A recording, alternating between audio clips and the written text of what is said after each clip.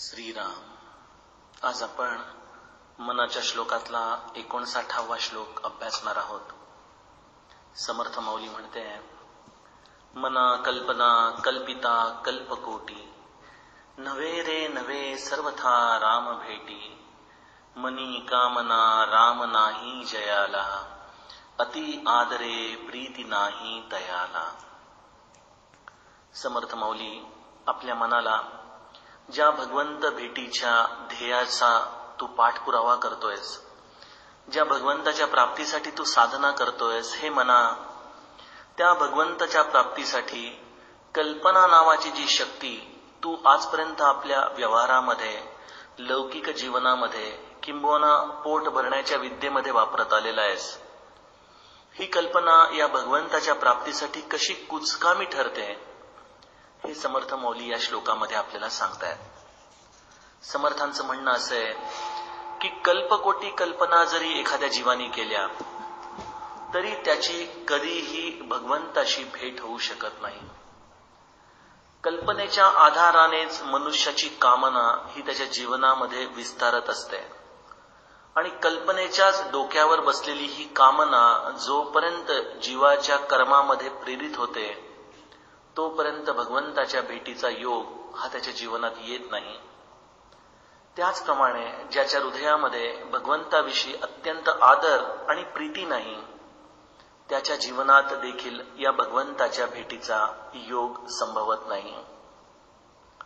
समर्थांनी आपल्या मनाला हा जो उपदेश दिला आहे श्रोतेहो, हा तसा बघितला तर गेल्या 3 श्लोकांच्या अनुषंगानेच समर्थांनी पकडलेला धागा आहे।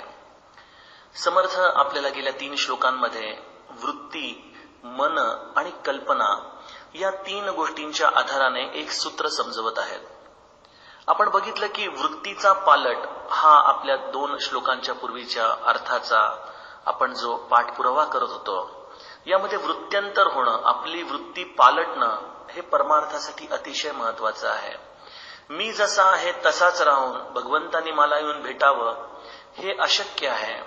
श्री महाराज यासाठी फार सुंदर उदाहरण द्यायचंय की एक आई सोहळ्यामध्ये स्वयंपाकाला बसलीये आणि तिचं पारोसं मूल दरवाजापासून आई आई करून ओरडतंय, पण आई त्याला काही जवळ घेऊ शकत नाही, कारण की ती आई सोहळ्यामध्ये आणि मुलगा आहे पारोशा आहे। अशा वेळेला त्या मुलाचे कोणीतरी कपडे काढून देतं आणि मग तो आईला जाऊन बिलगतो। तसा आम्ही आज सर्व मंडळी भगवंताच्या प्राप्तीसाठी जो प्रयत्न करत आहोत, या भगवंताच्या प्राप्तीमध्ये या वृत्त्यंतराचा भाग हा आमच्या जीवनात तेवढाच महत्वाचा आहे। ही नेमकी मन, वृत्ती आणि कल्पना या 3 गोष्टी या संतांनी कशा बघितल्या असतील बरं? आपण जसे गणितामध्ये काही फॉर्म्युले करतो ना श्रोते हो, की ह्याचं प्रमाण याच्याशी व्यस्त आहे, जसं काळ काम वेगाची गणितं सोडवायचो, की जर वेग वाढवला तर आपला काळ कमी होणार आहे, हे जसं आपल्याला त्या गणितात कळतं, तसं माणसाची वृत्ती आणि माणसाच्या मनाची स्थूलता यांचा व्यस्त रेशिओ किंवा व्यस्त प्रमाण आहे। माणसाचं मन जसं जसं सूक्ष्म होत जातं तशी तशी त्याची वृत्ती व्यापक होत जाते आणि तेच माणसाचं मन जर स्थूल होत गेलं तर त्याची वृत्ती ही संकुचित होत जाते। आता याचं साधं उदाहरण द्यायचं झालं तर आपण आपल्या व्यवहारामध्ये इतक्या व्यग्रतेने या व्यवहारात गुंतलेलो असतो की आपलं मन सतत सैरभैर होत असतं, सतत सैरभैर होत असतं। यामध्ये आपण विचार करत असतो, फायदा तोटा, हे काम ते काम, अशा अनेक गोष्टी आपल्या डोक्यामध्ये चालू असतात। अशा वेळेला आपल्या मनाला स्थूलता आलेली असते, कारण की ते मन संपूर्णपणे या स्थूल गोष्टींशी निगडीत विचारामध्ये असतं। मग अशा वेळेला त्या मनाच्या अनुषंगाने जर आपण वृत्तीचा विचार केला तर आपली वृत्ती देखील त्यावेळेला फायदा तोट्याच्या अनुषंगानेच विचार करत त्याप्रमाणेच त्याचं निर्माण होत असतं। म्हणजे मन जर सूक्ष्म होत गेलं तर वृत्ती व्यापक होऊ शकते। तेच जर आपण एखाद्या ध्यानाला बसलो, एखाद्या वेळेला जपाला बसलो, मन हळूवारपणे सूक्ष्म करत गेलो की नकळतपणे आपला अत्यंत चांगले विचार, अत्यंत सुंदर चिंतन हृदयामध्ये प्रगटायला सुरुवात होतं, आपल्यालाच आपल्या दोषांची जाणीव व्हायला सुरुवात होते। हे सगळं वृत्त्यंतराचा भाग आहे। म्हणजे मनाचा आणि वृत्तीचा हा एकमेकांशी व्यस्त प्रमाणाचा असलेला हा संबंध हा इथं आपल्याला प्रूव्ह करता येऊ शकतो, सिद्ध करता येऊ शकतो। मग गंमत अशी आहे की हे मन सूक्ष्म कसं ठेवायचं? मनाची स्थूलता आणि वृत्तीची सूक्ष्मता यांचा जर एकमेकांशी इतका जवळचा संबंध आहे, वृत्त्यंतराशिवाय जर भगवंत भेटत नाही, तर हे मन कायमस्वरूपी आपल्या जीवनामध्ये सूक्ष्मत्वाने कसं आपल्याला ठेवता येऊ शकेल?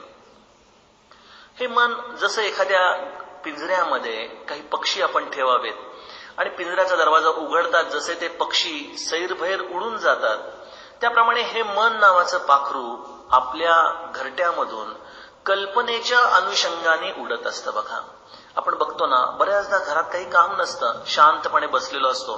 तसं बघितलं तर अतिशय उत्तम जप करता येण्याची वेळ असते, पण काही नाही, वेळ कसा जातो कळतच नाही. मनाचं अधिराज्य चालू होतं. मन आपल्याला भूतकाळामध्ये नेतं, कल्पनेच्या अनुषंगाने भूतकाळात झालेल्या घटनांचा आढावा घेतं, त्याच घटनांच्या अनुषंगाने मन भविष्यकाळात नेतं. ही कल्पना नावाची शक्ती या मनाला वेगवेगळ्या प्रकाराने खतपाणी घालत असते. म्हणजे मनाची स्थूलता ही कल्पना नावाच्या गोष्टीने खतपाणीच्या रूपाने वाढीला लागत असते. मग जर मनाला सूक्ष्म करायचं असेल तर या कल्पना नावाच्या शक्तीचे पंख छाटले पाहिजेत. हे या 3 गोष्टींचा संबंध आहे. कल्पना जशी जशी शून्य होत जाते तसं तसं मन सूक्ष्म होतं. जसं जसं मन सूक्ष्म होतं तशी तशी आपली वृत्ती व्यापक होते. आणि संत हे मुळावरती औषध देणारे राजवैद्य आहेत. त्यांना माहिती आहे की मनुष्याची कल्पना ही त्याच्या मनाला कधीच सूक्ष्मत्व देणार नाही. आणि त्यामुळं समर्थ माऊली आपल्याला इथं सांगते की अरे बाळा, ज्या रामाच्या भेटीसाठी म्हणून तू निघालायस, त्यासाठी तुला काय करायचंय? मना कल्पना कल्पिता कल्पकोटी. अरे तू कल्पकोटी जरी कल्पना केल्या त्या भगवंताच्या, तरी ही कल्पना हे मना तुला त्या भगवंतापर्यंत पोहोचू देणार नाही. त्यामुळं हा पहिला टप्पा की वृत्ती परिवर्तनासाठी माझी कल्पना थांबली पाहिजे. दुसरी गोष्ट श्रोते हो असं आहे की मी एकदा आपल्याला म्हटलं होतं की दिवसात आपण आपला सगळ्यात जास्त वेळ कोणाशी बोलण्यामध्ये घालवतो. याचा जर विचार केला तर याचं खरं उत्तर, आपण आपल्याशी बोलण्यामध्ये सगळ्यात जास्त वेळ वाया घालवत असतो. आपण आपल्याशी बोलतो म्हणजे काय करत असतो? आपल्या अंतरंगामध्ये आपलंच मन आपल्याला कल्पनेच्या अनुषंगाने आपल्याशी बोलत असतं. कल्पनेच्या अनुषंगाने जे बोलणाऱ्या मनाची आपल्याला सवय झालेली आहे, जेव्हा आपण परमार्थात उतरतो, कुठल्या तरी एखाद्या सत्पुरुषाच्या चरणी जातो, तो सत्पुरुष आपल्याला आत्मारामाचं रूप समजायला प्रयत्न करायला लागतो. तेव्हा आपलं मन ज्याप्रमाणे व्यवहारात कल्पना करावी तशीच आपण आपली कल्पना शक्ती परमार्थामध्ये लावतो. मग ब्रह्म कसं असेल? निळं असेल का काळं असेल का पांढरं असेल? ब्रह्माला कल्पना नावाच्या शक्तीने आपण आपल्या मनामध्ये उतरवण्याचा प्रयत्न करत असतो. अहो, जिथं जया वर्णिता शीणली वेदवाणी असं समर्थांनी त्या रामाच्या रूपाचं वर्णन केलेलं आहे की ज्याचं वर्णन करता करता वेदवाणी देखील शिणली. ह्या वेदवाणीच्याच आधाराने, तिच्या शब्दांच्या अनुषंगानेच कल्पना देखील कार्य करते ना. कल्पना देखील शब्दांच्याच आधाराने काम करते ना. आपण आपल्याशी बोलतो म्हणजे शब्दांचा संवादच घडत असतो ना. मग कल्पना ही देखील जर शब्दाच्या सामर्थ्याने चालते आणि जिथं वेदवाणी देखील त्या भगवंताच्या रूपाला ओळखू शकली नाही, तिथं कल्पना या तुटक्या मुटक्या शब्दांच्या अनुषंगाने भगवंताला, त्या ब्रह्माला कसं बरं जाणू शकेल? आणि त्यामुळे संतांचं दुसरं महत्वाचा टप्पा सांगण्याचा हाच की कल्पना नावाची शक्ती भगवंतापर्यंत कधीच पोहोचू शकत नाही. पोट भरायच्या विद्येमध्ये यस, कल्पना ही शक्ती मनुष्याला आवश्यक आहे, कारण की कल्पनेतूनच मनुष्य ही अधिराज्य, ही एवढी मोठी सुंदर साम्राज्य ही उभी करू शकतो. पण भगवंताच्या घरी जशी नाथांच्या घरची उलटी गंगा, त्याप्रमाणे परमार्थामध्ये हीच कल्पना शक्ती मुळात आपल्या आड येते. आणि त्यामुळे मला वारंवार ब्रह्मानंद महाराजांचं हे वाक्य आपल्या सर्वांना सांगावं असं वाटतं की पहिल्याच भेटी श्री महाराजांच्या चरणी जाताच ते म्हणतायत की महाराज, आपण माझी विद्वत्ता, आपण माझी बुद्धिमत्ता हे सगळं काढून घेतलं म्हणा तर मी माझं डोकं उचलतो. मनुष्याच्या या कल्पनेलाच एक प्रकारे ब्रह्मानंदांनी आव्हान दिलं आणि आपल्या जीवनातून ही कल्पना शक्तीचं समूळ उच्चाटन करून टाकलं. बघा श्रोते हो, ही कल्पना नावाची शक्ती कशी बरं आपल्या आयुष्यातून आपल्याला संपवता येऊ शकेल? निदान परमार्थाच्या क्षेत्रामध्ये, निदान आपल्या जीवनाच्या ध्येयाच्या अनुषंगाने. कारण की या कल्पनेच्या अनुषंगानेच कामना देखील आपल्या जीवनामध्ये उडत असते. जसा एखादा पक्षी आपल्या चोचीमध्ये काहीतरी अन्न घेऊन यावा, त्याप्रमाणे हा कल्पना नावाचा पक्षी जसा घरट्यातून उडतो, तसा त्याच्या चोचीमध्ये तो कामना नावाचं खाद्य घेऊन फिरत असतो. आणि ज्याच्या हृदयामध्ये समर्थ म्हणतात की कामना आहे, त्याचं तर कामच संपलं, कारण की तो संपूर्णपणे मायेच्या क्षेत्रामध्ये आला आणि मग या मायेच्या क्षेत्रातून भगवंतापर्यंत जाण्याचे सर्व मार्ग त्याचे बंद होतात. आपण खूपदा प्रयत्न करतो. अनेक मला मंडळी भेटतात तेव्हा आमची चर्चा होते, तेव्हा ते म्हणतात की आम्हाला सगळं पटतं, श्री महाराजांच्या प्रवचनाचं प्रत्येक पुस्तकातलं पान आम्हाला अत्यंत मुखोद्गत झालंय, पण काय करावं, ते जेव्हा वेळ येते तेव्हाच ते कुठं विसरून जातो आम्हाला कळत नाही. कल्पना नावाचा हा एक चिवट रोग, हा असाच प्रकारच्या अखत्यारीमध्ये येणारा रोग आहे. मनुष्याने कल्पना ही कितीही मुळासकट उपटून टाकायचा प्रयत्न केला तरी त्यासाठी देखील जो विचार करावा लागतो तो देखील कल्पनेच्याच अधीन येतो. मग ही कल्पना नावाची शक्ती घालवायची कशी, यावरती दासबोधामध्ये समर्थांनी अतिशय सुंदर उपाय सांगितलेला आहे. समर्थ माऊली म्हणते की कल्पना नावाची शक्ती जर परमार्थामध्ये आपल्याला बंद करायची असेल तर एकच करावं, सद्गुरु वचनी दृढ विश्वास, अनन्य भावे शरण, या नाव सत्शिष्य. आपल्याला जर कल्पना नावाची शक्ती समूळ आपल्या जीवनातून काढून टाकायची असेल तर सद्गुरूंच्या वचनावरती दृढ विश्वास, अत्यंत निष्ठा, त्याच्यामध्ये काकणभर देखील संशयाला जागा नाही. किंबहुना ते म्हणतात म्हणजे हे ब्रह्म रेखा आहे, हे ब्रह्म वाक्य आहे, अशा अनुषंगाने जीवनात उतरवण्याची विश्वासाची जी पद्धत आहे, जी निष्ठा आहे, यामध्ये मनुष्याची कल्पना नावाची शक्ती संपूर्णपणे लयाला जाऊ शकते. साधं उदाहरण सांगतो की सरकारी ऑफिसर्स असतात बघा, आपण एखाद्या सरकारी खात्यात जावं आणि मग तिथे एखाद्या क्लार्कला आपण जर खूप प्रश्न विचारले, 10 प्रश्न विचारले, 11 प्रश्न विचारले, तर तो 11व्या प्रश्नाला काय म्हणतो आपल्याला वैतागून, तुम्ही आम्हाला काही ते विचारू नका, तुम्हाला जे काय विचारायचं ते वरच्या साहेबांना विचारा, आम्हाला काय आमचं काम करू द्या बरं, असं म्हणून तो जसा आपल्याला झिडकारतो ना श्रोत्यो, त्याप्रमाणे जर तेच कारण, त्याच पद्धतीचा उपयोग जर आपण आपल्या जीवनात आणला आणि जेव्हा आपल्याला मन हे सतवायला लागतं कल्पनेच्या अनुषंगाने की असं कर, अरे हे बरोबर सांगतायत का, महाराज असं कसं म्हणतायत, महाराजांच्या या वाक्याचा अर्थ वेगळाच आहे, जेव्हा ही कल्पना आपल्याला अशा पद्धतीने सतवायला लागते तेव्हा या कल्पनेला खडसावून सांगावं की ते तुम्ही आम्हाला काही विचारू नका, ज्यांनी लिहिलंय त्यांना विचारा, सद्गुरूंनी लिहिले ना त्यांना ते माहितीये, तुम्ही त्यांना जाऊन विचारा. असं म्हणून सतत आपण आपल्या मनाला जर ढकललं, मागं ढकलत राहिलो, तर अशा वेळेला एक पद्धत अशी येते की अरे हा मनुष्य आपल्याला काही दाद लागू देत नाही, याच्या साहेबालाच आपल्याला भेटायला पाहिजे, असं म्हणून जसं आपण त्या सरकारी अधिकाऱ्याच्या खोलीपासून बाहेर पडतो, तसं हे मन एकदा का आपण सद्गुरू वचनांना दृढ विश्वासाने धरलं आणि मग कुठलीही गोष्ट येऊ दे, परिस्थिती कशी येऊ दे, असं का झालं, तसं का झालं, मला काही कळत नाही, माझ्या महाराज माझ्या आयुष्याचे स्वामी आहेत आणि ते जे करतायत ते योग्य आहे, तुम्हाला जर काही अडचण असेल तुम्ही माझ्या महाराजांना विचारा, अशा पद्धतीने आपण आपल्या मनाला जर सारखं सांगत राहिलो तर एका टप्प्यावर हे मन हार मानतं, त्याला कळतं की आता हे कल्पनेच्या पलीकडे गेलेलं आहे आणि यातूनच साधकाला या शून्याला भेदण्याचा मार्ग मिळू शकतो. आणि त्यामुळं कल्पनेला कल्पनेनीच छेदायचं असेल तर एकच करावं, सद्गुरु वचनी दृढ विश्वास, अनन्य भावे शरण, या नाव सत्शिष्य. ज्या कुठल्या सत्पुरुषाच्या चरणी आपण आहात, आपण ज्याचे अनुग्रहित आहात, त्यांनी दिलेल्या साधनावर, त्यांनी सांगितलेल्या वचनांवर दृढ विश्वास, अगदी प्राणापलीकडे विश्वास ठेवा, यामध्येच आपल्या जन्माचं कल्याण सामावलेलं आहे. जानकी जीवन स्मरण, जय जय राम.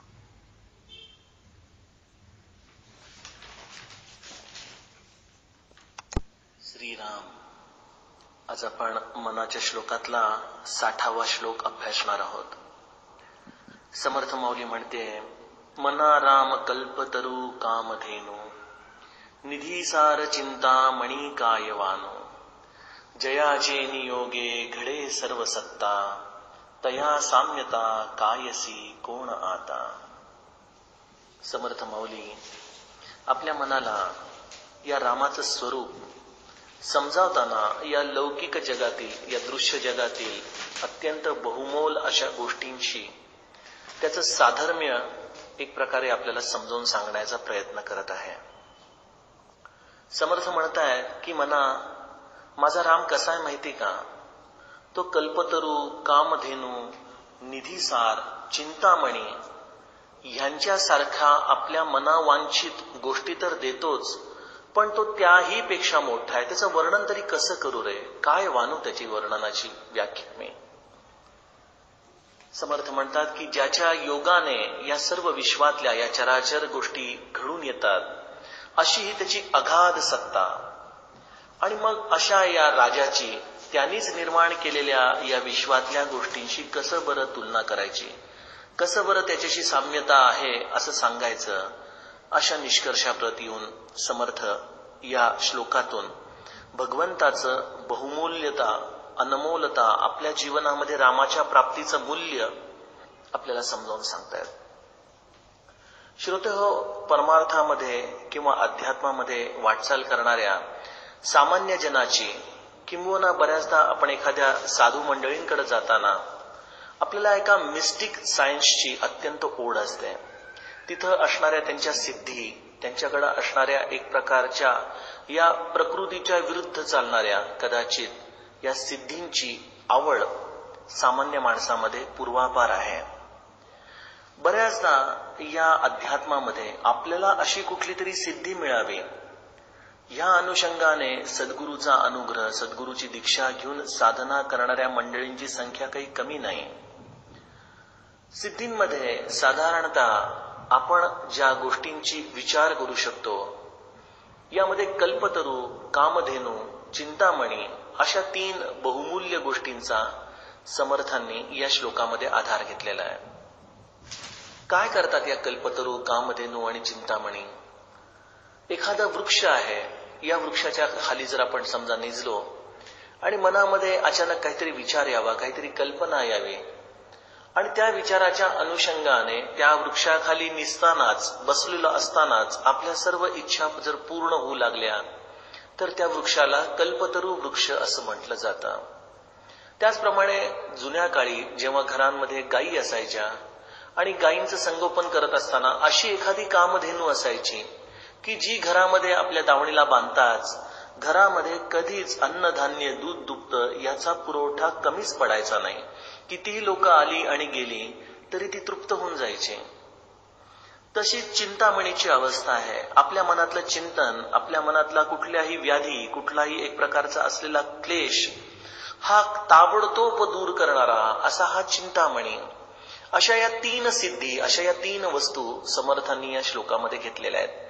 आणि ते म्हणतात की हे मना, माझा राम आहे ना, तू ज्या सिद्धींच्या मागे धावतोयस त्या सिद्धींच्या पेक्षा देखील मोठा, किंबहुना या सिद्धी जे देतात ते तर तो देतोच, पण त्याही पलीकडे देतो. संत कित्येकदा परमेश्वराचं आपल्या समोर सांसारिकांना दृश्य रूपाने, कित्येकदा आपल्या अंतःकरणात ठसण्यासाठी जणू काही मार्केटिंग करत असतात. बघा, आपण बघतो की आपल्याला सांसारिकांना परमार्थ किंवा भगवंत प्राप्ती या गोष्टी तशा नीरस वाटतात. आपल्याला असे संत मंडळी आवडतात की ज्यांच्याकडे जाऊन सांसारिक इच्छा पूर्ण होतील, ज्यांच्याकडे जाऊन आपल्याला ज्या गोष्टी आपल्या मनामध्ये आहेत त्या पूर्ण करून मिळतील. माझा राम समर्थांच्या दृष्टीने या चिंतामणी, कल्पतरू आणि कामधेनू यांच्यापेक्षा देखील अधिक आपल्याला देऊ शकतो, असा समर्थांचा अनुभूतीचा विश्वास ते या श्लोकामध्ये मांडतायत. आपण श्रीरामाचं चरित्र अभ्यासताना बिभीषणाचा प्रसंग बघितलेलाच आहे. बिभीषणाला तिथं रावणाने लाथ मारलेली असते आणि तो रावणाने लाथ मारलेला बिभीषण अत्यंत अपमानित होऊन रामाकडे आलेला असतो. त्याची एकच इच्छा असते की भगवंताच्या चरणी जावं आणि त्याला शरणागत व्हावं. मग तो जे ठेवेल, ज्या कोपऱ्यामध्ये पडून राहायला सांगेल त्या कोपऱ्यामध्ये आपण पडून राहावं. त्याच्या कल्पनेमध्ये देखील अशी कुठलीही गोष्ट नव्हती की ती रामाने आपल्याला द्यावी. त्याची फक्त इच्छा एकच होती की त्या रामाने आपल्याला आपलं म्हणावं. असा तो बिभीषण रामाजवळ आला आणि रामाने त्याला फक्त आपल्या जवळच घेतलं नाही, त्याला चिरंजीव पदच दिलं नाही, तर त्याचा अभिषेक, राज्याभिषेक त्यांनी करून टाकला. विभीषण त्याला म्हणतोय की मला तुझं दर्शन झालंय, आता मला खरंच काही नको. यावरती प्रभू त्याला म्हणतायत की जरी तुझी इच्छा नसली, जदपि सखा तव इच्छा नाही, तुझी इच्छा नाही मान्य आहे, पण मोर दरस अमोघ जगमाई. अरे पण मी काय करू, माझं दर्शन या जगामध्ये अमोघ आहे. तुला रामापर्यंत इच्छा झाली, यामध्येच या संसाराचा जो राजा आहे, या संसाराचा जो राजा राम आहे, तो हा राजा राम त्याच्या दर्शनाने या संसारातली कुठलीही गोष्ट तुला देऊ शकतो. आणि त्यामुळे विभीषणाचा राज्याभिषेक त्यांनी केला. यामुळे समर्थ काय म्हणतात की कल्पतरू काय करतो, कल्पतरू आपल्या मनामध्ये जे येईल तेच आपल्याला पुरवठा करतो. यावरती महाराज फार छान गोष्ट सांगायचे. महाराज म्हणायचे की एकदा एक मनुष्य असाच दमून एका झाडाखाली झोपला आणि तो खूप भुकेला होता, दमला होता आणि त्याच्या मनात इच्छा आली की कधी तरी आपल्याला छान पंचपक्वानाचं जेवण खायला मिळेल का. असं म्हणता क्षणी त्या कल्पतरूच्या खाली तो झोपला असल्यामुळं चट दिशेने त्या कल्पतरूने त्याच्या सगळ्या इच्छा पूर्ण केल्या. छान पंचपक्वानांचं जेवणाचं ताट त्याच्या समोर आलं. तो घाबरला, त्याला काही कळेना. तो म्हणाला, अरे वा, हे काहीतरी चमत्कारच दिसतोय. म्हणून तो खायला लागला. थोडंसं खाल्ल्यानंतर त्याला वाटलं, अरे आपले कुटुंबीय जर इथं आले तर किती गंमत होईल. असं म्हणता क्षणी मुलं बाळ बायको सगळेजण इथं आले. यावरती तो म्हणायला लागला, अरे वा, खायला आहे, घरातली सगळी लोक आहेत, आता जर छान झोपायला गाद्या गिरद्या मिळाल्या तर किती छान. असा विचार करताच उत्तम प्रकारच्या तो गाद्या गिरद्यांवर लोळू लागला. हे म्हणत असताना त्याला वाटलं की अरे असंच आयुष्य मरुस्तर जर झालं तर किती चांगलं होईल. असं म्हणता क्षणी मरण त्याच्या समोर आलं. कल्पतरू हे त्या बेडकाच्या पोटासारखं असतं. कितीही जरी आपण फुगवला तरी आपल्या कल्पनेला, आपल्या बुद्धीलाच मुळी मर्यादा आहेत. त्यामुळे कल्पतरू या वृक्षाची देखील मर्यादा अशी आहे की आपण जे मागू तोच आपल्याला तो देईल. पण माझा राम हा आपल्या कल्पनेच्या देखील पलीकडे देतो. विभीषणाची कल्पना नव्हती राज्याभिषेक होईल आपली. त्याची अजिबात अशी कुठल्याही प्रकारची इच्छा घेऊन तो इथं आला नव्हता. पण भगवंत हा कल्पतरूच्या पेक्षा देखील मोठा आहे. कल्पतरू जे देऊ शकतो ते तर देईलच, पण त्याच्याही पलीकडे देईल, त्याच्या इच्छेने देईल. श्री महाराज हेच म्हणायचे की माझ्याकडे जे तुम्हाला द्यायचं आहे ना, ते जर मी तुम्हाला दिलं तर तुमची झोळी फाटून जाईल. जी गोष्ट कल्पतरूची तीच गोष्ट कामधेनूची. आज आपण आपल्या गोंदवल्याला जातो, सज्जनगडावर जातो, किंवा ज्या ज्या ठिकाणी अन्नछत्र चालतं अशा या संतांच्या घरी जाऊन बघतो ना, अहो कित्येकदा तिकटा मिठाच्या पाळ्यांशिवाय काही नसायचं आमच्या गोंदवल्यात. जेव्हा महाराज देहात होते तेव्हा खाणारे 500 जण असायची. पण माझा राम तिथं सर्वांना, सगळ्यांच्या मुखामध्ये अन्न घालायला सक्षम असायचा. महाराजांना एकदा एकाने सांगितले की महाराज आपल्याला काळजी लागत नाही असं म्हणताना आपण हातावरून पाणी सोडा आणि उद्या गावाला सगळ्यांना जेवायला बोलवा. पण अट एकच आहे बरं का, बाजारातून कुठलीही वस्तू विकत आणायची नाही. बघू बरं राम पुरवठा करतो का. महाराज म्हणाले काही हरकत नाही. सकाळची वेळ झाली, महाराजांच्या चुली थंड, सगळ्या गावातली लोक हळूहळू जेवायचं म्हणून जमू लागली. आपण आपल्या स्वतःवरून विचार करा, दुपारचे 12 वाजायला आले, 500 लोक राम मंदिराच्या भोवती जमलेली, महाराज स्वस्थपणे बसलेले. आणि अशाच वेळेला सगळी मुलांची आरडाओरड सुरू झाली, रडारड सुरू झाली, जेवायला दे जेवायला दे म्हणू लागले. महाराज तरी स्तब्ध. आणि थोड्या वेळानंतर दुपारी 12-1च्या दरम्यान एक गाडीवाला आपली बैलगाडी भरून भाजीपाला निवडून सगळं धान्य चांगल्या पद्धतीने टिपून महाराजांच्या जवळ आला आणि म्हणाला की महाराज मी मागच्या वेळेला नवस केला होता, मी विसरून गेलो होतो. मला बायकोनी काल रात्री सांगितलं हो तुमचा नवस पूर्ण करा, म्हणून मला हे सगळं धान्य निवडून टिपून आणायला थोडा वेळ लागला. आपण या धान्याचा स्वीकार करा आणि याचा प्रसाद करा. यावरती महाराज जानकी जीवन स्मरण जय जय राम म्हणून उठले आणि म्हणाले माझ्या रामाला माझी काळजी आहे. कामधेनू देखील जी कार्य करते तेच आपला रामराया करतो. जर आपण त्याच्यावरती संपूर्ण निर्भर झालो तर तो कामधेनू सारखा देखील त्याच्यापेक्षा देखील प्रचंड प्रमाणामध्ये आपल्या जीवनामध्ये सर्व गोष्टींचा पुरवठा करू शकतो. तीच गोष्ट चिंतामणीची आहे. समर्थांचे एक अतिशय सुंदर पद आहे, राम भक्ती विण आन नाही सार, सारांचे हे सार राम नाम. यामध्ये समर्थ माऊली म्हणते की कल्पना विस्तारू होतसे सत्वरू, आम्हा कल्पतरू चाड नाही, चिंता नाही मनी कोण पुसे चिंतामणी.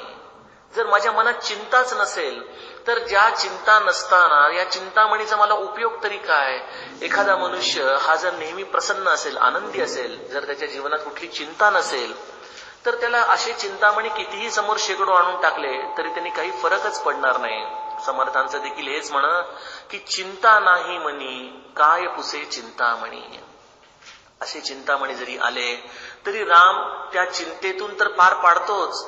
पण गंमत अशी आहे की रामाची सगळ्यात मोठी किमया अशी की प्रारब्धाचे भोग भोगत असताना देखील त्या प्रारब्धांचा लवलेश, त्या प्रारब्धाची चिंता तो त्याच्या साधकाच्या मनामध्ये उतरू देत नाही. त्यामुळे राम हा चिंतामणी सारखा चिंता दूर करतो, पण त्याच्याही पलीकडे जाऊन आपल्या जीवनामध्ये चिंता ठेवतच नाही. प्रारब्ध चालू आहे त्याच्या पद्धतीने, मनुष्य तो भोगतोय आणि त्याचं समाधान जसे तसं टिकतंय. हे कार्य चिंतामणीपेक्षा मोठं नाही का हो? आणि त्यामुळे समर्थ इथं प्रत्येक ठिकाणी रामाची तुलना या वस्तूंशी करतात आणि ते आपल्याला एकच सांगतात की या वस्तूंपेक्षा देखील मोठा माझा राम आहे. अहो, या रामाची मी तुलना करू तरी कशाशी? तया साम्यता कायसी कोण आता. या सगळ्या विश्वाचा तो निर्माता, या विश्वाचा तो राजा आहे, या विश्वाचा तो स्वामी आहे. याच विश्वामध्ये जर या खरंच कल्पतरू, कामधेनू आणि चिंतामणी नावाच्या गोष्टी असतील तर त्या माझ्या रामानेच निर्माण केलेल्या आहेत. मग या निर्माण केलेल्या वस्तूंचं निर्मात्याशी कशी बरं तुलना करावी? आणि त्यामुळे श्रोते हो, या सगळ्या वस्तूंच्या, या सगळ्या सिद्धींच्या नादी लागण्यापेक्षा या सिद्धींनाच ज्यांनी निर्माण केलेलं आहे त्या रामाला नको का हो आपण आपल्या बरोबर घ्यायला? आणि जर तो राम आपल्या जीवनात आला तर सगळं काही आहे, आणि जर तो नाही आला तर या कल्पतरू, कामधेनू देखील लटक्या पडाव्यात, असं माणसाच्या जीवनामध्ये असमाधान भरून जातं. आणि जर राम आला तर राम या सर्व गोष्टींच्या मध्ये जरी नसला तरी राम फक्त आपल्या बरोबर आहे ही एक जाणीव मनुष्याला संपूर्ण समाधान देऊ शकते. तो माझा राम या सगळ्या निधीचा सार आहे. अशा रामाचं आपण भजन करा, अशा रामाला आपण अंतरंगामध्ये धरा, अशा रामाने ज्या संसारामध्ये टाकलेल्या त्या संसारात आनंदात राहा. जी कर्म त्यांनी दिलेली आहेत त्या कर्मांमध्ये तो आपला स्वामी आहे या जाणीवेनी करा. आणि सर्व काही त्या कर्माचं फळ हे त्या रामाच्या इच्छेवरती सोपून द्या. मग तुमच्या मागं कल्पतरू, कामधेनू आणि चिंतामणी जरी धावत आले तरी देखील आपण त्यांच्याकडे बघणार नाही. तेव्हा आपल्याला समर्थांची अवस्था कळेल की राम भक्ती वीण आन नाही सार, सारांचे हे सार राम नाम. असा हा माझा राम. समर्थ माऊली म्हणते अंतःकरणामध्ये दृढ धरा, जानकी जीवन स्मरण जय जय राम. श्रीराम. आज आपण मनाच्या श्लोकातला 61वा श्लोक अभ्यासणार आहोत. समर्थ माऊली म्हणते उभा कल्पवृक्षा तळू दुःख वाहे, तया अंतरी सर्वदा तोची आहे. जनी सज्जनी वाद हा वाढवा, पुढे मागुता शोक जीवी धरावा. समर्थ माऊलीच्या श्लोकाचा सरळ अर्थ पाहण्याच्या पहिले श्रोतेहो, काल आपण चिंतामणी, कामधेनू आणि कल्पतरू यांचं आणि प्रभू रामचंद्रांचं साधर्म्य आणि प्रभू रामचंद्र या तिन्ही वस्तूंपेक्षा कसे श्रेष्ठ आहेत याचं विश्लेषण पाहिलं. याच तत्वाचा, याच धागाचा पुढचा विस्तार समर्थ या श्लोकामध्ये वेगळेपणाने करतायत. समर्थ म्हणतायत की एखाद्या कल्पतरू वृक्षाच्या खाली एखादा मनुष्य उभा आहे आणि या कल्पतरू वृक्षाच्या खाली उभा असता खरं तर सर्व सुख ही त्याच्या जीवनामध्ये हात जोडून येणं स्वाभाविक आहे. तरी देखील हा मनुष्य अत्यंत दुःखी आहे. आणि दुःखी असा आहे की त्याचं दुःख अंतर्बाह्य त्याच्या अंतःकरणात भरून उरलेलं आहे. इतकंच नव्हे तर ह्या कल्पवृक्षाखाली उभा असलेला, अशी सिद्धी प्राप्त झालेला मनुष्य देखील समाज जीवनामध्ये ज्यांना भेटतोय त्यांच्याशी बोलताना, त्यांच्याशी संवाद करताना फक्त दुःखाचाच आवेग, दुःखाचाच प्रसार कसा करतोय तर पुढे मागुता, म्हणजे जिथं भेटेल तिथं, कधी भविष्याचा तर कधी भूतकाळाचा, असा शोक जो अंतरामध्ये धरून आहे. अशा मनुष्य जन्माचं आश्चर्यजनक वर्णन समर्थ माऊली या श्लोकामध्ये करतायत. श्रोतेहो, आपण समाज जीवनामध्ये अनेकदा विविध भास, अत्यंत वैविध्य, असं विचित्र वैविध्य बघत असतो. असं आहे बघा की बऱ्याचदा खायला प्यायला अगदी पंचपक्वान्नांचं ताट समोर असतं, अगदी सुग्रा सुंदर जेवण समोर असतं, पण पोटामध्ये भूकच नसते आणि त्यामुळं आपण ते अन्न समोर येऊनही त्याचा आस्वाद घेऊ शकत नाही. अनेकदा झोपायची व्यवस्था उत्तम असते, अत्यंत छान गाद्या गिरद्या असतात, कुठल्याही प्रकारची चिंता नसते, पण तरी देखील झोपच येत नाही. म्हणजे त्या गोष्टीचा भोग घेण्याची पात्रता, त्याचा संयोगाची पात्रता इतक्या जवळ असूनही आपण ती प्राप्त करू शकत नाही. समर्थांनी ज्या कल्पवृक्षाची उपमा, ज्या कल्पतरूची उपमा या श्लोकामध्ये घेतलेली आहे, यामध्ये देखील एक अत्यंत विचित्र वैविध्य समर्थ आपल्याला सांगू इच्छित आहेत. आणि हे विचित्र वैविध्य हे आपणा सर्वांनाच लागू पडतं. बरं, आपण या सगळ्या ब्रह्मांडामधले जे सर्व जीव आहोत, अगस्ती ऋषींनी प्रभू रामचंद्रांच्या बरोबर केलेल्या संवादामध्ये याचं अतिशय उत्तम विश्लेषण केलेलं आहे.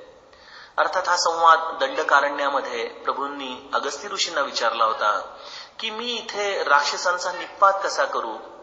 यावरती अगस्ती ऋषी फक्त स्मितहास्य करून त्याला म्हणतात की रामा, अरे तुझी ही माया म्हणजे अगाध औदुंबराचा वृक्ष आहे आणि त्याला लागलेली ही उंबर म्हणजे एक एक ब्रह्मांड आहे. किती असतात बघा, अनंत उंबर आपली पडत असतात. तसं एक एक फळ म्हणजे एक एक ब्रह्मांड आहे. त्या ब्रह्मांडामध्ये, त्या फळामध्ये जसे ते जीवजंतू, ते किडे राहतात, तसे आम्ही कुठल्या तरी एका फळामध्ये राहणारे जीवजंतू. आम्ही तुझ्या या वृक्षाची छाया, तुझ्या या वृक्षाचा कल्प हा कसा बरं जाणू शकणार. समर्थ इथं जो कल्पवृक्ष आपल्याला सांगतायत, उभा कल्पवृक्षा तळू दुःख वाहे, हा कल्पवृक्ष म्हणजे दुसरा तिसरा कोणी नसून प्रत्यक्ष प्रभू रामचंद्र रूपी कल्पवृक्ष आहे. त्या भगवंताच्या कल्पवृक्षाखाली आम्ही सर्व जीव खरं तर उभे आहोत. आणि या कल्पवृक्षाखाली उभे राहून जसं आपण मगाशी ती कथा ऐकताना आपल्याला थोडंसं विस्मयचकित झालो की अरे कल्पवृक्षाखाली उभा राहतोय आणि तरी देखील दुःखी आहे. आपल्याला त्या माणसाला कदाचित वेडसर म्हणावं असं वाटेल, कदाचित तो वेडपटपणा काय चाललाय असं वाटू शकेल. पण श्रोते हो, या प्रभू रामचंद्र रूपी कल्पवृक्षाखाली या सर्व ब्रह्मांडातली आपण जीवजंतू आपण उभे आहोत. तो इतका आपल्यावरती त्याचं छत्र धरून उभा आहे, तरी देखील आपण सर्वजण दुःखी आहोत. सच्चिदानंद असं आपण त्या भगवंताचं वर्णन करतो. त्या सच्चिदानंद या वर्णनामध्येच त्याचं स्वरूप सामावलेलं आहे. जो सत्य आहे, जो चिदानंद आहे आणि जो आनंद स्वरूप आहे, जो शाश्वत आनंद स्वरूप आहे, अशा या सच्चिदानंदाचं छत्र आणि अशा सच्चिदानंदाच्या छत्राचा संयोग. आणि आपण मात्र दुःखी. जसं पंचपक्वान्न समोर आणि पोटात भूक नाही, उत्तम गाद्या गिरद्या आणि झोप नाही, तसा सच्चिदानंदाचं छत्र आमच्या मस्तकी आणि आम्ही मात्र दुःखी. हे या जीवनातलं वैविध्य समर्थ आपल्याला या श्लोकामध्ये सांगतायत. आणि दुःखी म्हणजे असे आहोत की आमच्या अंतर्बाह्यामध्ये हे दुःख या मनुष्य जन्मामध्ये आल्याचं एक प्रकारे मिळालेल्या संधीचा वापर न करता, हा मनुष्य जन्म म्हणजे एक दुःख स्वरूप आहे, या अनुभूतीने जगणारी आपण सर्व मंडळी आहोत. आणि मग जेव्हा समाज जीवनामध्ये चर्चेला किंवा एखाद्या संताच्या दारामध्ये जाऊन त्यांनी विचारलेल्या प्रश्नांचं उत्तर देण्याची वेळ येते, तेव्हा आमच्या जीवनातले हे सगळे दुःखाची कपाटच आम्ही उघडी करतो. बघा, ज्या संवादाने संतोष व्हावा असा संवाद मुळी प्रपंच माणसाचा होतच नाही. कारण की प्रपंचाचं मूळ स्वरूप हे दुःख स्वरूप आहे, यात शंका नाही. पण ज्याच्या छत्राखाली आपण राहिलेलो आहोत, आपण त्यालाच विसरून गेलो. श्रोते हो, या श्लोकाचा या गभितार्थामध्ये एक अत्यंत मोठं सूत्र समर्थ आपल्याला सांगतात. आपण या सच्चिदानंदाचे अंश आहोत, या कल्पवृक्षाखाली असलेल्या उमराचं फळ आहोत. फळ हे जसं त्या झाडाचा अंश आहे, तसे आपण या सर्व सच्चिदानंदाचे अंश आहोत. मग जसा आईचा गुणधर्म, आईचा चेहरा, आईचा रंग मुलामध्ये येतो, तसा या सच्चिदानंदाचा गुणधर्म माझ्या हृदयामध्ये का बरं येत नाही. आम्हाला या सच्चिदानंद रूपाचे मुलं असूनही दुःख हेच आमच्या जीवनाचं सर्वस्व का बरं झालेलं आहे. हा अत्यंत मोठा क्लिष्ट प्रश्न, पण याचं उत्तर अत्यंत सोपं आहे. सोपं असं आहे की श्रोते हो, आम्हाला आमच्या जीवनामध्ये आमच्या रामाचा, माझ्या रामाचा आधारच वाटत नाही. महाराजांच्याकडं अनेक लोक यायची आणि मग महाराजांच्याकडे आल्यानंतर महाराज त्यांची वेगवेगळ्या पद्धतीने परीक्षा घ्यायचंय. महाराजांनी एकदा एका माणसाला विचारलं, काय कसे आहात, ठीक ना, घरामध्ये कोण कोण असतं? काही नाही म्हणे, मुलं बाळ आहेत, बायको आहे, आई वडील आहेत. बरं अजूनही कोणी? अजूनही म्हणे घरगडी आहे. बरं अजूनही कोणी? म्हणे एक शेळी आहे. अजूनही कोणी? एक कुत्रा आहे. अजूनही कोणी? महाराज आता अजूनही कोणी नाही हो म्हणे. म्हणे बघा कुठल्या कानाकोपऱ्यामध्ये काही? कानाकोपऱ्यामध्ये तर महाराज एक केरसुणी पडलेली असते, ती आहे. अजूनही कोणी? त्यावरती तो मनुष्य अत्यंत दिग्मूढ झाला, काय बोलावं कळेना. अरे म्हणाले, दिवस रात्र ज्याची आरती करतोस तो परमेश्वर त्या देवघरामध्ये बसलेला, तो तुझ्या घरामध्ये नाही का रे? पूज्य तात्यासाहेब केतकर यावरती फार सुंदर म्हणायचे की आमच्या घरामध्ये देवघर नसून आम्ही देवाच्या घरामध्ये राहतो.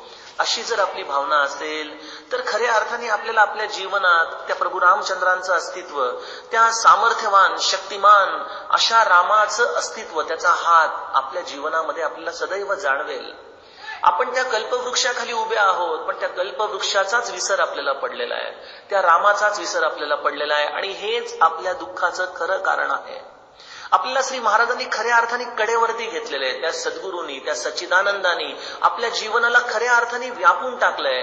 पण लहानपणी जसं आपण डोक्यावरून चादर घ्यायचो आणि अंधार झाला आहे अशा भासामध्ये राहायचो ना, तसं आपण स्वतःला असहाय्य समजतोय. आपल्या जवळ एवढा सामर्थ्यवान हात असूनही आपण स्वतःला शक्तिहीन समजतो आहोत. आपण आपल्या स्वतःला एकटे समजतो आहोत. तो भगवंत आपल्या जीवनामध्ये सर्व बाजूनी व्यापून उरलेला असूनही आपण एक प्रकारे त्याची अवहेलना करत आहोत. असा विचार करा की आपल्या कारमध्ये आपल्या शेजारी कोणीतरी बसलेलं आहे आणि पूर्ण प्रवासामध्ये आपण त्याच्याकडे जर ढुंकूनही बघितलं नाही तर त्या माणसाला किती राग येईल, त्याला किती अपमान वाटेल. तसा अपमान, तशी अवहेलना आपण पदोपदी त्या भगवंताची करतो, जो आपल्याबरोबर नित्य आहे, शाश्वत आहे, जो आनंद रूप आहे.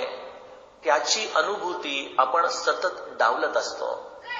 आणि मग यासाठी जर कुठली सुधारणा आपल्या जीवनात करायची असेल तर ती एकच करायची की आपण ज्याचे आहोत त्याच्या अस्तित्वाची जाणीव अखंड ठेवायची. आणि अस्तित्वाची जाणीव अखंड ठेवणं म्हणजे त्याचं नामस्मरण करणं आहे. हे शब्द नाहीत, यामध्ये त्याचा प्राण आहे, यामध्ये त्याचं अस्तित्व आहे. आणि ज्यांनी या भगवंताचं अस्तित्व त्याच्या स्मरणाच्या रूपाने आपल्या जीवनात उतरवलं, श्रोते हो, तो सहज आनंद रूप झालाच पाहिजे. जीवनामध्ये परिस्थिती कशी असो, जसं ते मांजरीचं पिल्लू असतं ना, त्याला कसंही जरी टाकलं तरी ते चार पायावरच उभं राहतं, तसे आपण म्हणून आम्ही रामदास, श्री रामचरणी आमुचा विश्वास, कोसळूनी पडो हे आकाश, परी आणिकाची आसन पाहू. तशी आमची स्थिती झाली पाहिजे. तो माझा राम, त्याचं छत्र माझ्या मस्तकी आहे. मग हे प्रारब्ध येऊ दे ना, जसं असेल तसं येऊ दे. तो आहे ना, मग तो असेल तर सगळं आनंद रूप आहे. मग तो असताना दुःखाला कुठं जागा आहे, असा जर आपण विचार केला तर आपण येशू ख्रिस्त जसा म्हणायचा की जीवन हे एखाद्या फुलासारखं उमलवण्यासाठी म्हणून भगवंतानी आपल्याला दिलेलं आहे, तसं आपण आपलं जीवन एखाद्या सुंदर फुलासारखं उमलवून टाकूत, सुगंधित करून टाकूत. दुःख कोणाला नाहीयेत, प्रपंचामधल्या कटकटी कोणाला नाहीयेत. तसं हे फूल जसं दगडावरती पडतं, एखाद्या बिल्डिंगच्या ड्रेनेजच्या पाण्यावरती वाढतं, पण तरी देखील ते उमलतं, तरी देखील ते त्याच्या शक्तीनुसार जेवढा सुगंध देता येईल तेवढा देतं. त्यामुळे समर्थ म्हणतायत की जनी सज्जनी वाद हा वाढवा. आपलं दुःख समाजामध्ये सांगून कोणाला आनंद देता आलाय का? तर तसं न करता आपण फुलासारखं उमलून जावं, सहज व्हावं, आनंद स्वरूप व्हावं. आपल्या रामाचा हात आपल्या जीवनामध्ये सतत स्मरणामध्ये ठेवावा आणि मग आपलं जीवन त्या फुलासारखं उमलतं. आणि मग हे उमललेलं फूल जेवढी त्याची शक्ती असतं तेवढं ते वातावरण सुगंधित करून टाकतं. तसं आपल्या घरापासून, आपल्या चार लोकांपासून प्रेमाने राहून आपलं घर हे देवघर करून टाकावं. श्रोते हो, हाच या भगवंताच्या कल्पवृक्षाखाली उभं राहिलेल्या जीवाचा खरोखर जीवनामध्ये मिळालेल्या सिद्धीचा प्रवास. आपणा सगळ्यांच्या इतक्या ती निकट सिद्धी आहे, त्या सिद्धीला अंतरंगामध्ये धरा, आनंद स्वरूप व्हा. जानकी जीवन स्मरण जय जय राम.